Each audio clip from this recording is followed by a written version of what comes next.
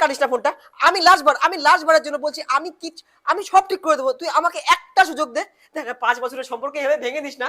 না আমি আমি বলছি, দেখ আমি পারবো, আমি ঠিক হয়ে না না, ব্লক করিস না, আমি আসছি, আমি এক্ষুনি আসছি।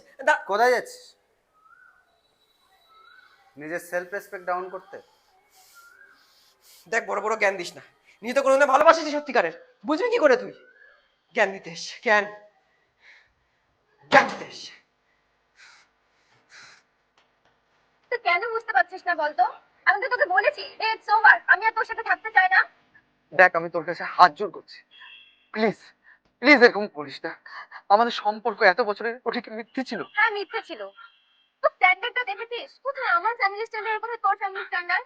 আমি তোর হাত হাত ধরছি, প্লিজ। ছাড় আমাদের, তোর মুখটাও আমার আর দেখতে ইচ্ছা করে না।